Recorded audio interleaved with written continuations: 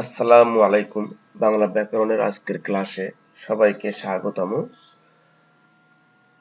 আজকে আমাদের ক্লাসের বিষয় বিরাম চিহ্ন, জ্যোতি চিহ্ন বা ছেদ চিহ্ন খুব সহজে আয়ত্ত করার কৌশল। আজকের ক্লাসে আমরা বিরাম চিহ্ন, জ্যোতি চিহ্ন বা ছেদ চিহ্ন কিভাবে খুব সহজে আয়ত্ত করা যায় এবং তার বিস্তারিত আলোচনা নিয়ে আসছি। ধন্যবাদ সবাইকে। প্রথমে জেনে নেওয়া যাক বিরাম চিহ্ন কি। বাক্যের অর্থ সুস্পষ্টভাবে প্রকাশ করার জন্য বাক্য উচ্চারণের সময় বাক্যের মাঝে ও শেষে বিরতি দিতে হয়। এই বিরতির পরিমাণ প্রয়োজন অনুযায়ী কম বা বেশি হয়ে থাকে। আবার বাক্য উচ্চারণের সময় বিভিন্ন আবেগের জন্য উচ্চারণ বিভিন্ন হয়ে থাকে। বাক্যটি লিখার সময় এই বিরতি ও আবেগের ভিন্নতা প্রকাশ করার জন্য যে চিহ্নগুলো ব্যবহার করা হয় তাদেরকে বিরাম চিহ্ন বা জ্যোতি চিহ্ন বলে। এখানে একটি কথা মনে রাখা আমাদের অত্যন্ত প্রয়োজন যে প্রাচীন বাংলায় মাত্র দুইটি বিরাম চিহ্ন বা জ্যোতি চিহ্ন ব্যবহার করা হতো। সেগুলো হচ্ছে দাঁড়ি ও দুই দাঁড়ি। পরবর্তীতে ঈশ্বরচন্দ্র বিদ্যাসাগর ইংরেজি ভাষার অনুকরণে বাংলায় আরো অনেকগুলো বিরাম চিহ্ন প্রচলন করেন। বর্তমানে ব্যবহৃত বিরাম চিহ্নগুলোর মধ্যে উল্লেখযোগ্য কয়েকটি বিরাম চিহ্ন নিচে দেয়া হলো, আপনারা দেখে নিতে পারেন। যেমন বিরাম চিহ্নগুলো হচ্ছে কমা, দাঁড়ি, জিজ্ঞাসা সূচক চিহ্ন, বিস্ময় সূচক চিহ্ন, ড্যাশ, কোলন ড্যাশ, কোলন। অবশ্যই সবগুলোতে আমরা 1 সেকেন্ড পরিমাণ থামি। তারপর আছে উদ্ধরণ বা উদ্ধৃতি চিহ্ন, সেমিকোলন, হাইফেন, ইলেক বা লোপ চিহ্ন, বন্ধনী চিহ্ন। আমরা এখানে দেখতে পাচ্ছি যে বিরাম চিহ্নগুলোর মধ্যে হাইফেন, ইলেক বা লোপ চিহ্ন এবং বন্ধনী চিহ্ন বলতে থাকলে থামার কোনো প্রয়োজন নাই। যাই হোক, আমরা এখন বিরাম চিহ্ন ব্যবহারের নিয়মগুলো দেখে নেব। বিরাম চিহ্ন ব্যবহারের নিয়মগুলোকে আমরা কয়েকটি পর্বে ভাগ করেছি। তার মধ্যে প্রথম পর্বে থাকছে কমা। বাক্য সুস্পষ্ট করতে বাক্যকে কয়েকটি ভাগে ভাগ করে প্রতিটি ভাগের মাঝে কমা বসে। যেমন সুখ চাও, সুখ পাবে, বই পড়ে। এখানে সুখ চাও বাক্যের একটি অংশ, আর একটি অংশ হচ্ছে সুখ পাবে বই পড়ে।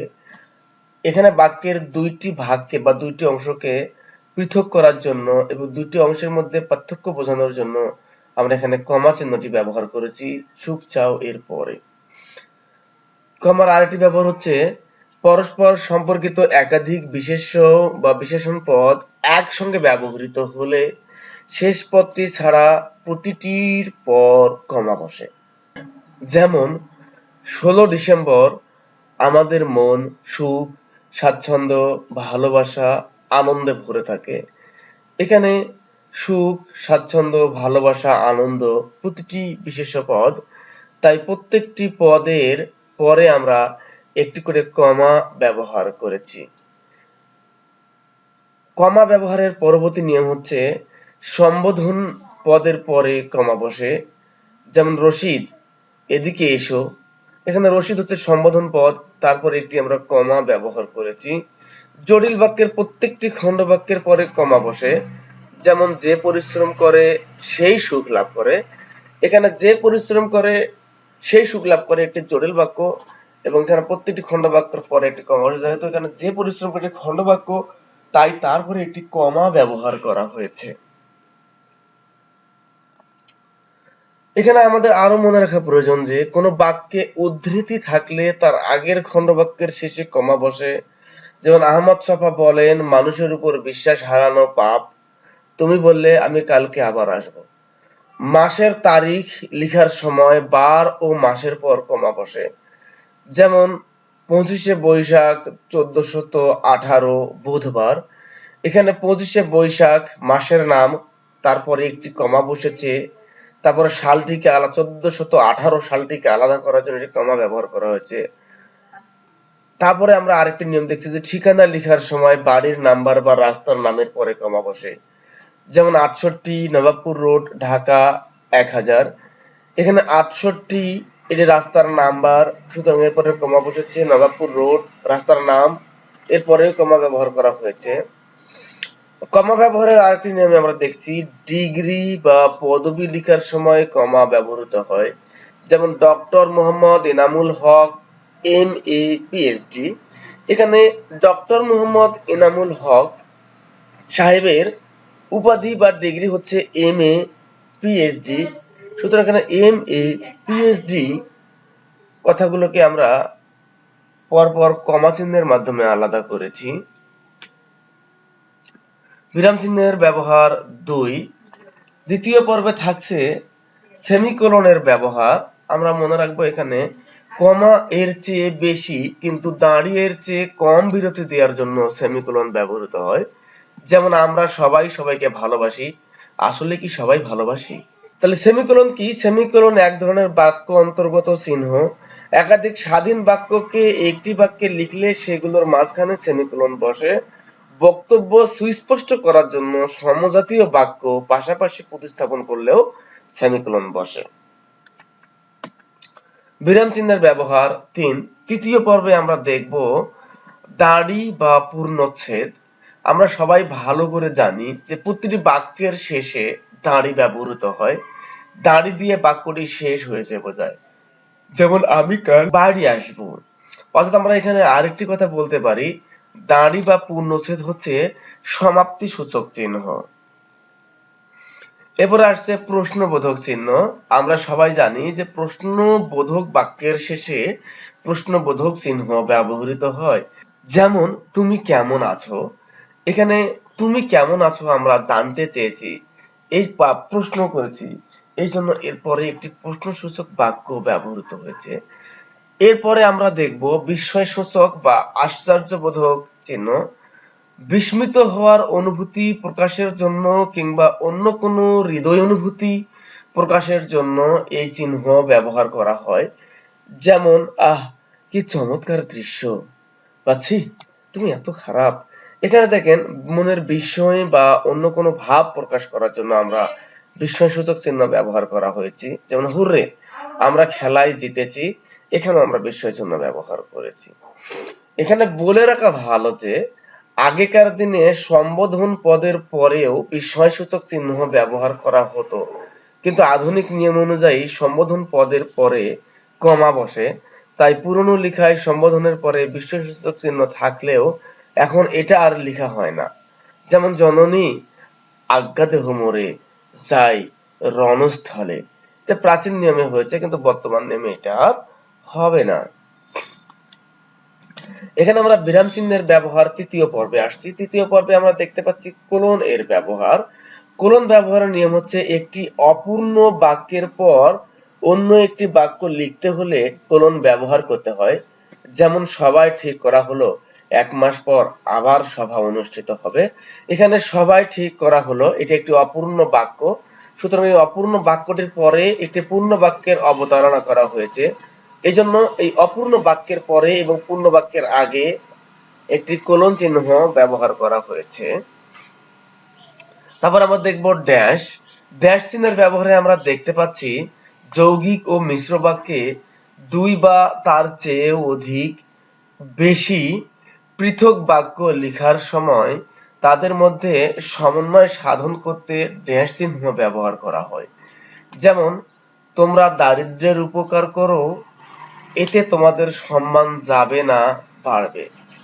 আমরা আরেকটিবার উদাহরণটি দেখে নিই।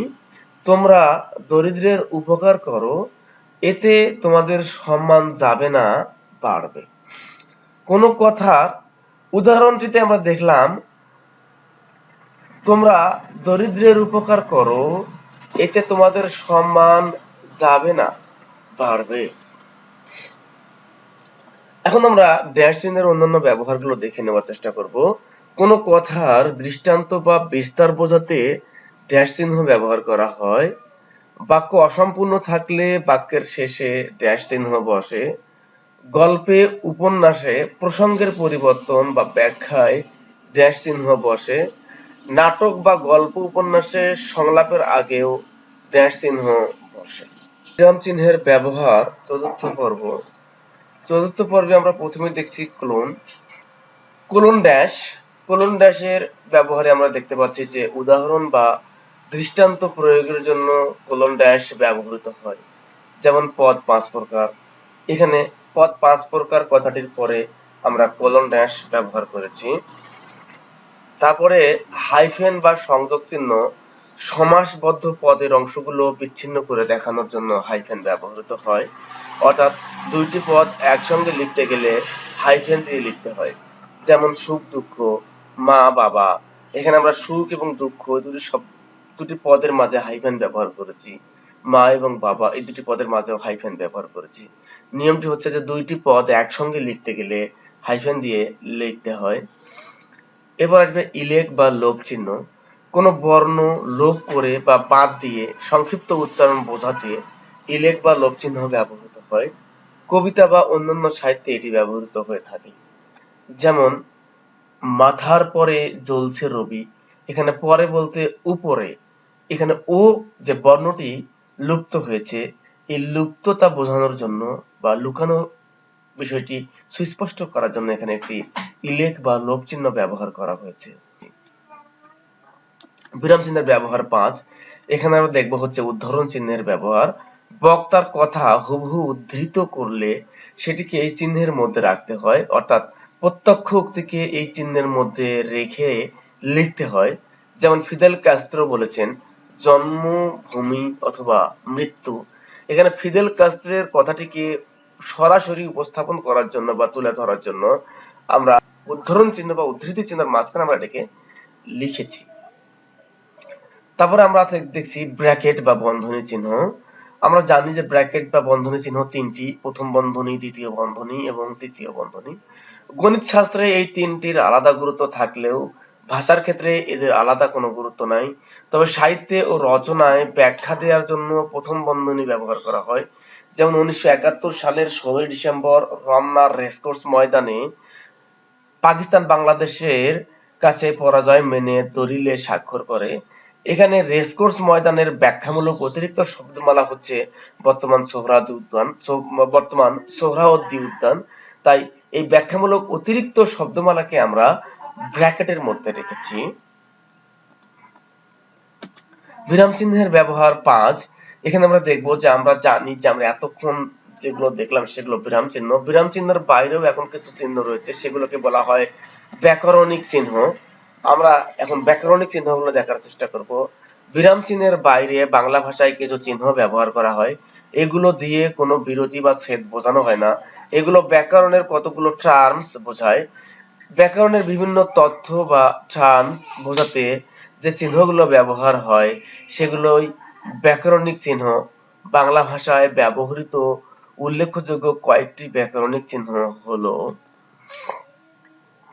এইরকম: যেমন ধাতু চিহ্ন বা আস্থা ধাতু চিহ্ন, পরবর্তী শব্দ হইতে উৎপন্ন চিহ্ন, পূর্ববর্তী শব্দ হইতে উৎপন্ন চিহ্ন, সমান বা সমস্তবাচক চিহ্ন। যাই হোক, সুপ্রিয় শিক্ষার্থীবৃন্দ, আমরা এতক্ষণ যতগুলো আলোচনা করলাম সেই বিষয়গুলো এখন আমরা একটু দেখার চেষ্টা করব আমরা এখান থেকে কতটুকু জেনেছি বা নিজের থেকে যাচাই করার চেষ্টা করি। আমরা এখন নিজেকে যাচাই করব। প্রথম প্রশ্ন: কমার চেয়ে বেশি কিন্তু দাঁড়ির চেয়ে কম বিরতি দেওয়ার জন্য কোন যতি চিহ্নটি ব্যবহার করা হয়? শিক্ষার্থীবৃন্দ, আমরা সবাই আমাদের উত্তরের সঙ্গে মিলিয়ে নেবার চেষ্টা করব। এটা হচ্ছে সেমিকোলন। উত্তর সেমিকোলন। দ্বিতীয় প্রশ্ন আমাদের সম্বোধনের পরে বসে, একটু আমরা মিলিয়ে নেবার চেষ্টা করি।